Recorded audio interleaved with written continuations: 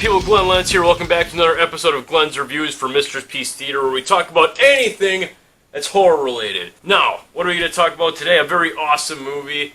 It's a movie that I've really come to love with repeat viewings, and this is also kind of a request from the mistress herself. And how can I argue with such an awesome request? In this episode, we're going to talk about this movie, Shin Godzilla. What it was originally called, Godzilla Resurgence.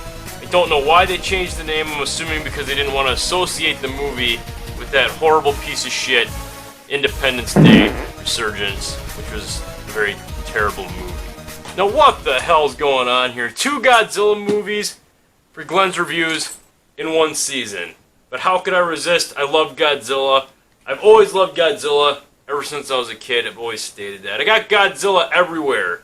All over the place. Oh, you look all over my apartment. I got it on my table, in my bedroom, out in my truck, up there on my desk where I usually draw stuff. I love Godzilla. How do you not love giant monsters kicking each other's asses? Especially this version of Godzilla.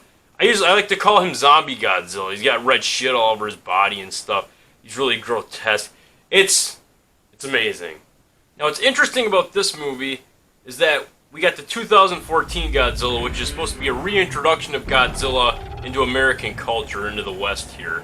And it was announced that Japan was going to have their own Godzilla again. They're, rebooting the franchise as a fresh start with their own continuity, the Japanese stuff, which I prefer more than the American stuff. The American Godzilla was alright, it was pretty decent. I didn't mind it, but I honestly do love this movie more. We had the 98 Godzilla, which really wasn't anything special. It was a decent monster movie, but it wasn't Godzilla. It wasn't Godzilla. It wasn't Godzilla. Then we went years without much Godzilla. All of a sudden, Godzilla's getting announced everywhere. There's a whole monsterverse. We got Kong Skull Island. Now we're gonna get a new King Kong versus Godzilla movie. We just had Godzilla King of the Monsters that had Rodan and King Ghidorah and Mothra. That was a good movie too. A lot of great special effects. I highly recommend that one. We're talking about Shin Godzilla. Shin Godzilla. Now I could really make this a quick review. I don't really have to go through the story much because if you're all familiar with the 1954 original movie, this movie almost follows that pretty close. Just with a few different things here and there. It's like an updated version of the 1954 original movie, which is still a great movie. The Japanese version and the one with Raymond Burr. Great, great films. I suggest you watch them. Anyway, this is going to sound racist, but it's completely not. It's hard to follow a lot of the characters in this movie because they picked a lot of characters that all look the same. It's hard to tell any of them apart. And it's not because they're Japanese, it's because they all look like stock, generic scientist type people that are all doing the same things. They're very, like stonewall expressions throughout most of it. Except for one man named Rondo Yaguchi, who this movie follows. He really stands out from the rest of the crew because he's, a very attractive, blatantly attractive Japanese man. Let's call him attractive male lead. Who later on is joined by really hot Japanese female co-lead, whose name is Kyoko Patterson. Both of these people in this movie, these 2 main characters, have an interest in becoming more than what they are after this natural catastrophe. Like, Kyoko wants to be president of the United States because she's the daughter of the president of the United States or something like that in this movie. Yaguchi wants to be prime minister eventually. Like, these guys are both trying to get positions of power later on. I don't know, it doesn't add much to the story, really. Anyway, the movie follows Yaguchi on his journey to figure out what Godzilla is, where he came from, and ultimately how to stop him and save Japan as well as the rest of the world. Pretty simple story to follow, even though there's a lot of other facets to the story as well. I mean, obviously there's a lot more to the story if you watch the movie, but that's a pretty simplistic rundown of the movie that I could give you, and you pretty much got the synapse just by me telling you that. But ultimately, there was quite a few underlying themes that were interwoven in with this movie, such as unity, perseverance, working together to, fight a bigger cause that's larger than yourself, and ultimately do something that's a lot bigger than you. It almost reminded me of 9/11, what happened with that, where we were all supposed to be united in the face of what was going on here. They tried to add real-world ramifications to this, like what would really happen if stuff like this was going on. There's a part where they think they stop Godzilla after he mutates into one of his forms, and they just kind of resume life as normal, like, okay, he's gone for a while, maybe he's just going to go away, so normal activities resume. People go back to work, but he comes back. And then the shit hits the fan. But in one scene, there's protesters outside the building the scientists are working in. They're trying to come up with a way to stop Godzilla. A lot of the protesters want to save Godzilla, that he's God and stuff like that. I could see something like that happening in the real world. There's discussions about the stocks dropping and closing off the borders. The city's economy is currently in a free fall. Bonds and stocks are plummeting, and if we can't put a stop to this soon, the nation will go into default on all of its loans. Almost like something else that's happening here in 2020 right now. The dreaded coronavirus. You could almost make a sequel about that. Shin Godzilla 2, the coronavirus. Another real-world element that they tried sticking into the movies, it's a pretty classic theme, like Godzilla came from radiation when, the bombs were dropped on Hiroshima. So they went with that kind of in this movie. Like, they determined that he was just a mutated sea animal that didn't die when they did a lot of unnecessary dumping of nuclear chemicals into this big mass of water.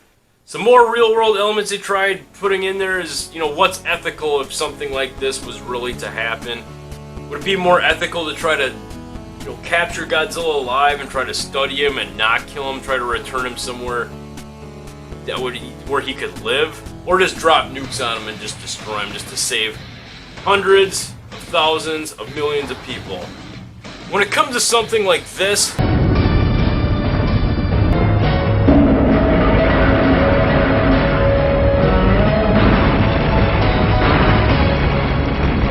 it would probably just be, the right thing to do to just try to eliminate them altogether, because that's some serious shit. As much as I like this movie and as much as I can get lost in it, there are things about it that I don't really care about. The pacing can be a little bit more brisk.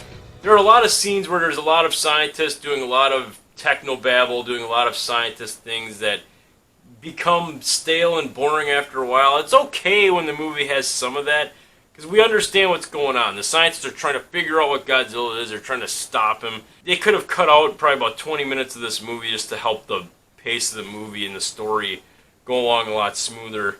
Some of the American dubbing is just downright ridiculous. I mean, don't get me wrong. Any Japanese movie, any of these Godzilla movies, some of them have some really awful dubbing. Especially Godzilla vs. the Sea Monster, which we just talked about not too long ago. But just listen to this shit.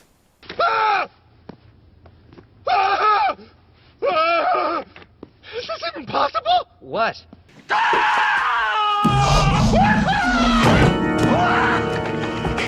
Doc, calm down. Now we got that out of the way, I want to talk about some of the really awesome stuff that I give this movie praise for. The way it was shot. This movie is very brilliantly, beautifully shot. The cinematography is great. There are a lot of low-angle shots of Godzilla destroying various parts of Japan. And you get a real sense of scale of how huge Godzilla is in this movie, and it's really great. It makes it feel very grounded, too, at the same time. It's just really brilliantly shot, and I love that. Another thing I really love about this movie, too, is the musical score. The musical score is very appropriate. There's a scene where Godzilla's about to destroy Japan with his purple lasers and stuff all over the place, coming out of his back and shooting it out of his mouth, just unleashing his big nuclear attack on Japan. Just wipes out a bunch of cities. Throughout this whole thing, there's just a massive wide-angle shot of Japan as everything's getting destroyed. And this very, very dramatic opera-style song is playing in the background. It just all fits. It's brilliant. It looks beautiful.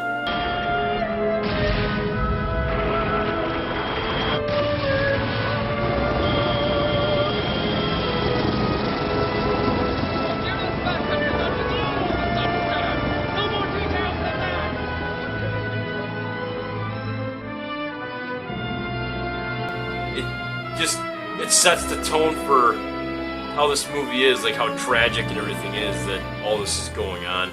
They also managed to fit the old Godzilla theme in with this at certain parts, like when the military's attacking Godzilla. I really like that they put that in there. The special effects, holy shit. I love the special effects in this movie. The special effects were great. because you had a mix of practical and CG effects. There was motion capture work done, and they made it blend in together brilliantly. It was just really well done. Japan's come a long way from guys in rubber suits, I'll tell you that much. This is just a beautiful looking movie. Which leads me to my last point, and one of my favorite things about this movie. This is where I want to end this review on. The gore. The way Godzilla looks. It's awesome. The first scene with Godzilla, well, actually, you don't really see him yet. It's when the catastrophe first happens and no one knows what the hell's going on. There's a big explosion in the water, just blood everywhere. There's a tunnel underneath the ocean. It just busts open and all of Godzilla's blood just spills out onto all the cars and shit. There's a bunch of scenes like that too, where there's just blood spilling out of Godzilla everywhere as he mutates and morphs. I wanted to use the term morph right there, blatantly, on purpose. It's morphin' time!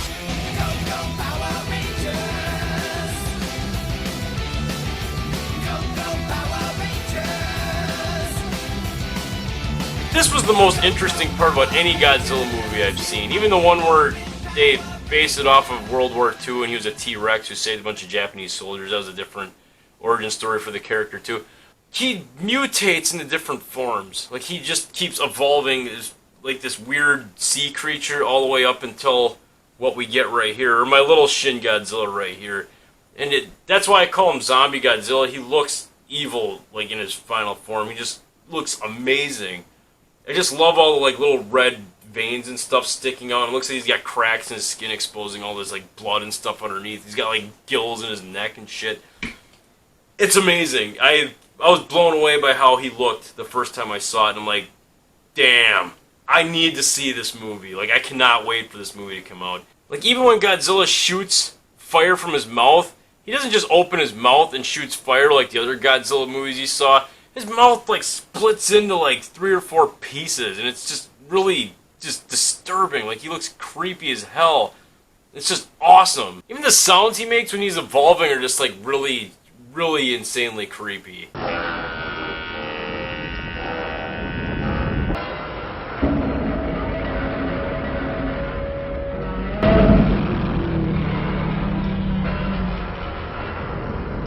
Just disturbing. It just sends chills up your damn spine.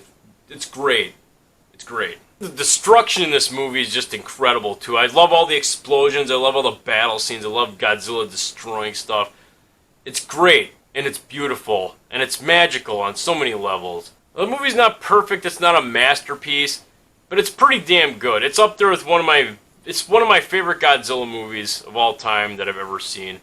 And I highly praise this movie. It's not insanely thought-provoking or anything like that, but it's a great damn Godzilla movie. That's why I'm going to give this movie an A-. It deserves it. I love this movie. It's sad because Toho announced that there's not going to be a sequel to Shin Godzilla. This is its own thing. It stands on its own. They have no plans of releasing any monsters in with Shin Godzilla, which is a damn shame. Because I would love to see Shin Godzilla fight other monsters that they would try to make similar to this. More grounded, more like if something like this actually happened, you know. It'd be cool to see that, but we're not gonna see that, sadly. Anyway, guys, I gotta go. Thanks for watching this review of Shin Godzilla. I highly recommend seeing this movie. Just go see it based for the looks alone, but you won't be disappointed. You'll be 100% satisfied, like I said in one of my first videos. But you can see more of my videos if you go to youtube.com/GlenLens. Mistress Peace Theater, we'll be right back, so stay tuned. I'll see you guys later.